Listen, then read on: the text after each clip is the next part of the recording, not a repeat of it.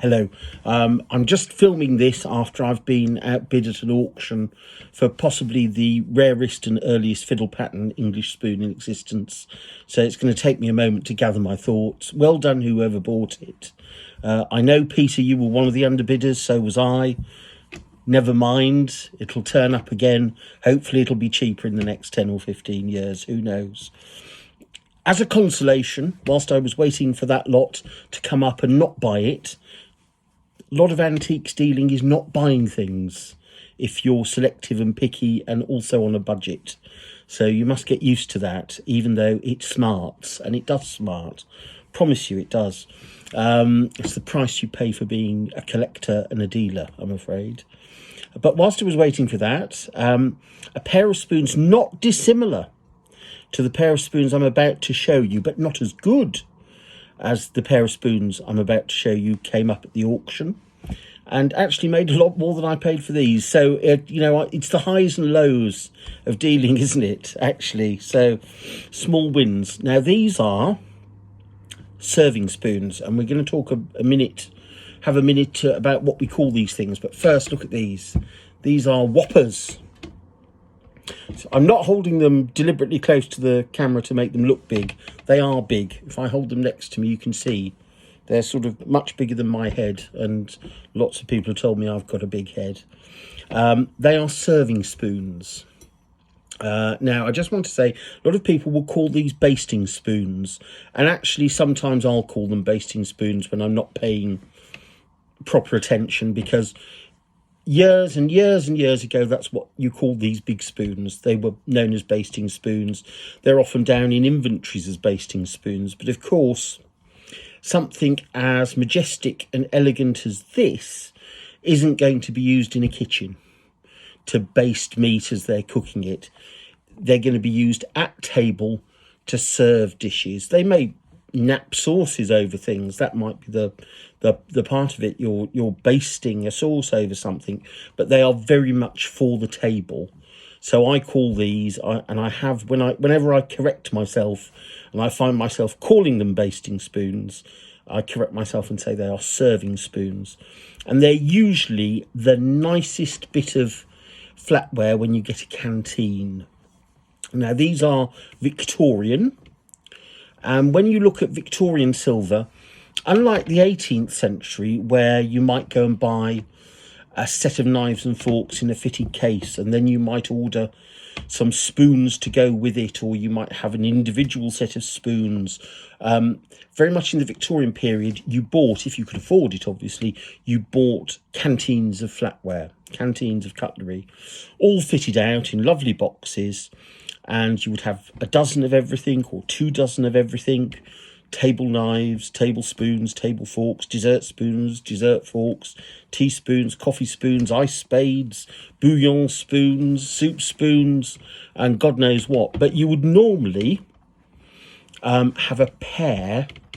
Out of that whole canteen, you would have a pair or a set of 4, or very, very rarely a set of 6 serving spoons. 6 is normally the most you'll ever see, and I've only seen that a couple of times for very, very good, very important canteens of silver.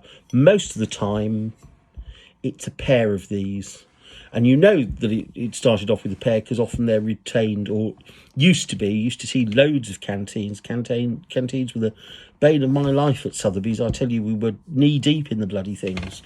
And they're all fitted out, they're all original, all been knocking about for 150, 200 years. I don't know what it was at the turn of the last century, the end of the 90s, there was a blight of canteens on the silver market. Now many people wish there were again. But these are the rarest bits that you get, and I think they're the most collectible bits. Now, these are interesting because they're a rare pattern. Now, if you've got an interest in flatware, silver flatware, Victorian flatware particularly, it's when there's an explosion of patterns. In the 18th century, it goes from dog nose to Hanoverian to Old English There are slight deviations with that. There are slight anomalies with specially commissioned patterns. Some things are lifted by applied decoration, die-struck decoration, but generally there are periods or styles of flatware for different periods. During the 19th century, all hell breaks loose and you can have whatever pattern you want, and frequently did. Now, a list of them is in this good reference work, Silver Flatware. It's not exhaustive. Lots of other patterns have come up since this was published, and you'll just have to scrap around with articles and paste them in. But it shows you, particularly in the 19th century, you get numerous patterns of flatware, often following king shape, which is king's pattern, but variations on it. So you have Elizabethan, Coburg, king's husk, princess pattern, Albert pattern, list goes on. It can be quite fun to collect one of each of these rare 19th century patterns. It's very, very difficult on the main part to build up canteens of them, and also very expensive, because eventually, unless you're very secret squirrel about it, people will know that you're collecting a particular pattern, and then something like the dessert forks, which can be very difficult to find, or the dessert spoons, they'll get them, they'll hold you to ransom, knowing that that's the last bit you need to complete your canteen. So it's often best just to collect an example. Most people, when they collect example, want a spoon, not a fork, which is why a lot of spoons turn up of these individual patterns. A lot of the forks, if they're heavily used, will be very worn, and a lot of them get scrapped, which is why they're rarer. They don't survive. Very rare to get the serving spoons in mint condition.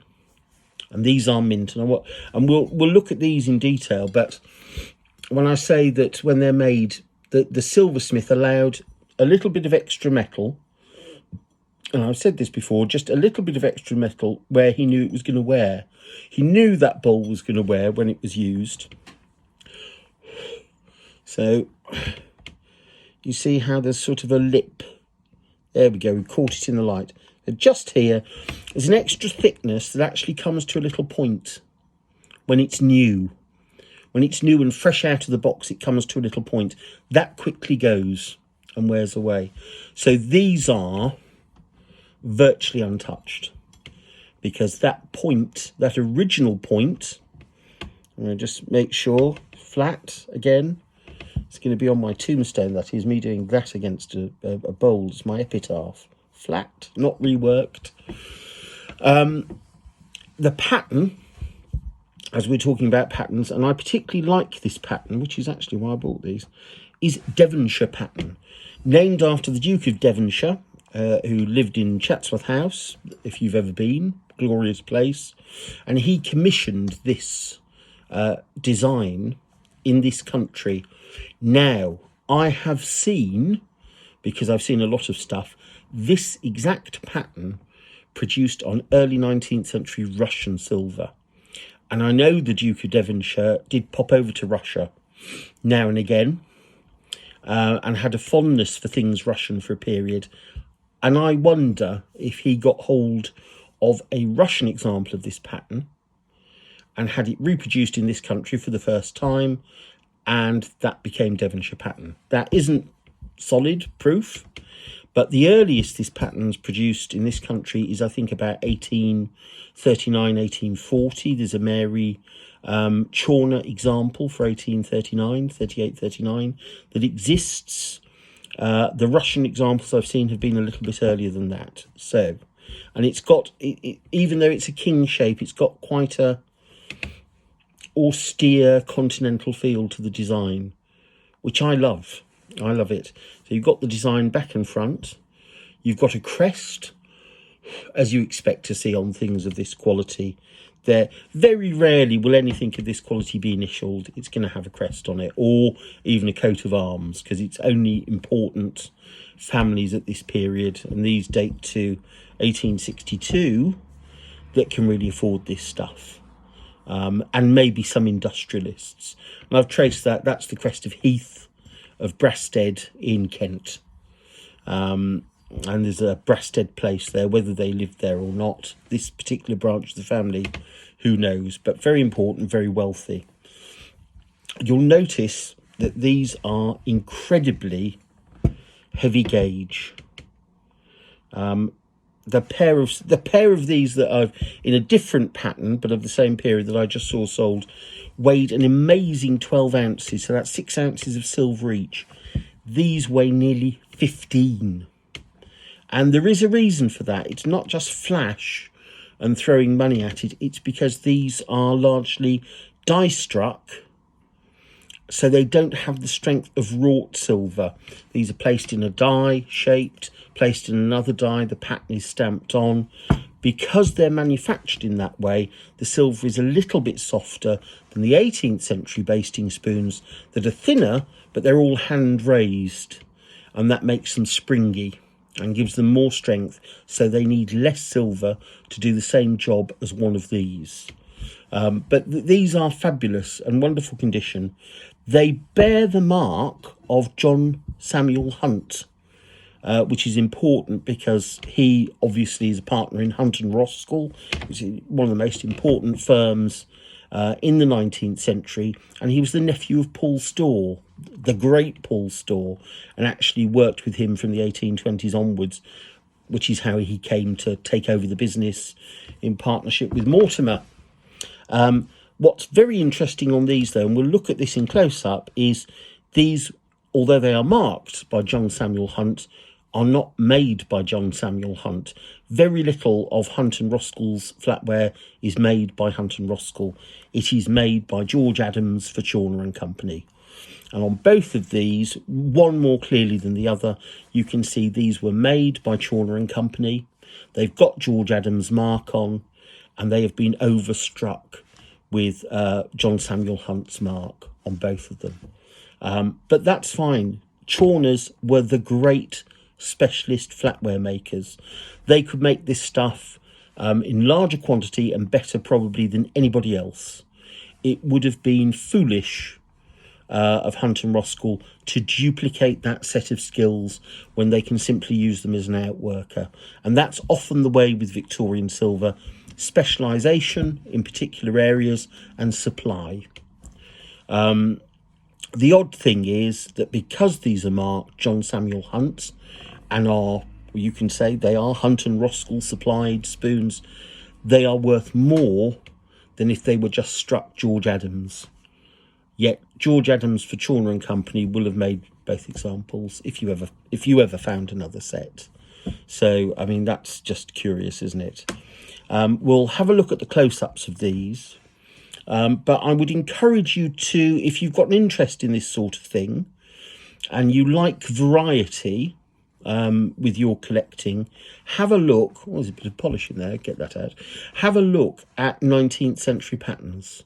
It's a huge period from about 1815 onwards. You start to get patterns every couple of years, particularly on the run up to the exhibitions, and some are very popular and grab hold and are produced in reasonably large numbers. Some, like Devonshire pattern, are quite niche and you don't see them very often at all, if ever. So it can be quite fun tracking down these rare patterns and forming a collection that way.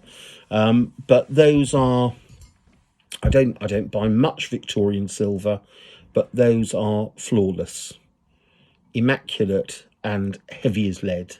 Can't really ask for more, can you? You can ask that the spoons I bid for when this bloody thing started, I bought them, but never mind.